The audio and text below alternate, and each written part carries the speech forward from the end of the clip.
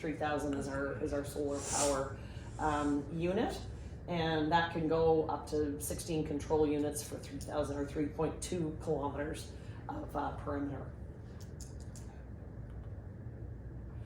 So just talking to the cable again, it's you can bend and loop and do various things with the cable because it's passive. That's not the brains of the system. So we like to show this because you can see if you've got shorter width length fences, because we recommend the system will still work if the sensor is not right in the middle of the fence, but we recommend about halfway up and in the middle of the fence. So if you've got extra cable, it can be looped, tie wrapped, and again you can move on, just tie wrapped around the poles. This is just so we can go up to 15 feet high on a fence and up to 10 feet wide. And I know there's variations in between there, but again, like I say, we suggest middle of the fence, but it could be higher if needed or what have you. Can you go back? Yeah, sure. Okay, thank you. Okay, and then impacts mentioned a little earlier, 1 to 3. In a time in the time window of 30 milliseconds to 15 minutes, depending on how you want to set. Everything can be set. It's a web-based interface and server that you can go in and set up your parameters however you want it set up. So super easy to fine-tune sections and that kind of thing. So three features on the G-Fence that we have to keep in mind. So we can adjust the sensitivity level per sensor. There's the per sensor. So per 3 meters we can adjust sensitivity, or we can do all of them. So usually during the commissioning we get the optimal value sensitivity for all sensors. Then if you have a specific section that is slack a little bit, so it's sensor number 14, so you can just tweak it a little bit just to don't make a less sensitive or less more sensitive. Yeah. The number of impact and also the virtual zones.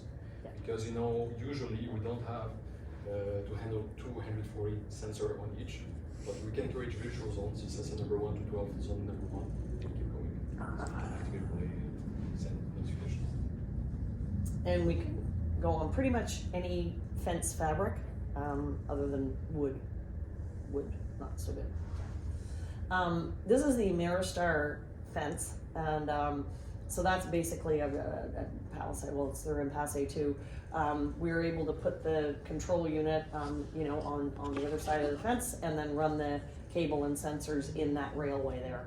So there's various things. This just shows, as Ramsey mentioned earlier, the ability to adjust each sensor's sensitivity. Now with I don't know that you'd want to do each one, but zoning seems to make sense. But again, in a certain section, if there's an issue with the fence or whatever, you can dial it down or dial it up. 1 to 18, I think, is the sensitivity levels. 1 to 16. 16. 16 is the most sensitive. Right. And then this is just showing the zoning. This is a 600Z type installation, but again, you just assign however many sensors you want to the various zones and run it from there. So now in that 3D representation, you see here the white box. So the control unit is inside the building.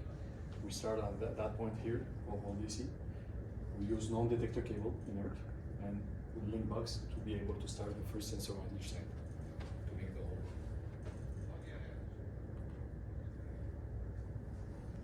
And this just shows, in terms of setup, the web-based screen, and showing the various zones and what's happening. Now it'll cover.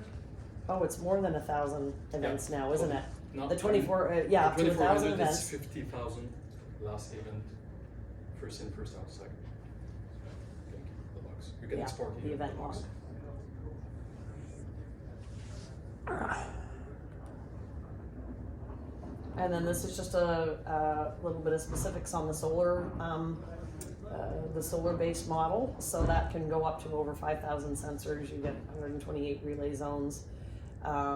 Again, all of the same web-based configuration, all of the same setup, just really, you know, solar powered, and works with what is called the Maxibus, which is our sort of head end, our hub. I've got a slide on that that'll have Ramsey walk you through the inside of that.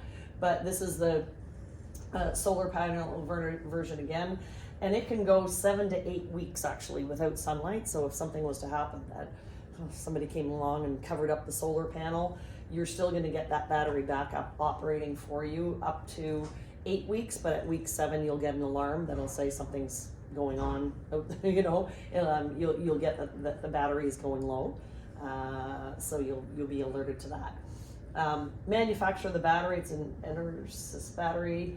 They say 15 years. We say 10, but you can buy the battery anywhere. Yep. Are we able to set the notifications a little bit earlier? Let's say you got a 4-week, like 4 or 5 weeks into it, No, notification. the notification is static. It's static, okay. Yeah, it's between 6 and 8 weeks, and the last week you will receive low battery notification, so that, you know, someone need to make amendments on it. Gotcha. Yeah. Okay. Okay. So just to keep in mind, the solar version, I mean, the cable is the same technology, but the workings, the commissioning is a little bit different. Can you monitor the battery? Sorry? Can you monitor the voltage of the battery? Yeah. Yeah, I mean, this is what I'm going to explain. So actually, each control unit can handle 200 meters. So 100 meters on each side. So the system, how it works up to 16 control unit in loop together. So 16 times 200, it gives you 3.2 kilometers. So one, it will be acting as the master and will communicate with the slaves ones around the loops. And it has a battery backup cylindric, so 4.5 volt DC, 4 amperes it will keep. And it has a solar panel. So the solar panel mainly, if there is no hidden no obstruction, so it keeps the battery comes. If someone hit due to snowing accumulation, so it will be toggled into the battery and keeps the battery up to 6 to 7 weeks, and receive low battery notification that way. And it actually powers up quite quickly after whatever is removed, like if there's been something on it. Yeah. And I mean, they say solar powered, it's really light powered, it means light. So if it's, you know, gray skies, it's still going to be powering it. It's not sun, they call it solar powered, but it will power, and I think it resumes fairly quickly if it's died down. Yeah. It only needs what, is it a few hours? I'm not even sure. Yeah, you do 1 and 2 hours. 1 and 2 hours, it'll power back up once whatever's removed. Yeah, now everything, okay, different, it doesn't have a web interface, so everything must be done on the control unit, each control unit, the solar version. So you have the wheels, you know, for sensitivity level, you know, to adjust, you know, the codes for number of impacts, so everything must be done on that. And just, you know, go back to the slide, just another comment. You see here, this is the die wheel. This is very important. This gives you the ID of each control unit. Because to be able to put several control units, so you cannot have the same ID. It will make a conflict. So it will be ID 1 and you can increase up to 16.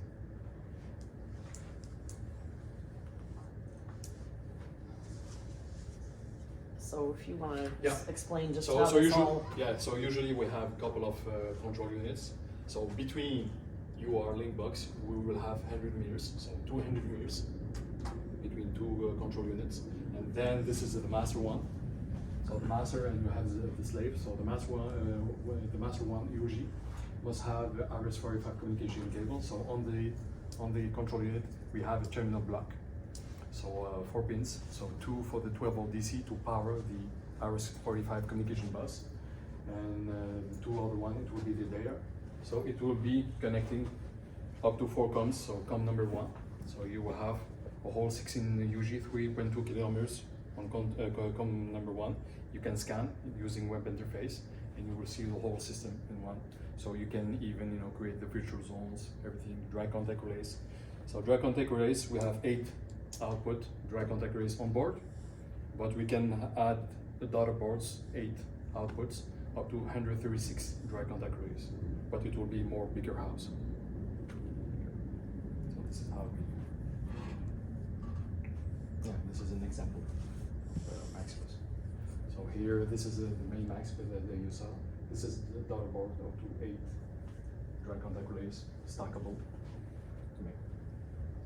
But we have different way to integrate. So you can integrate using dry contact relays, or you can integrate using IP base.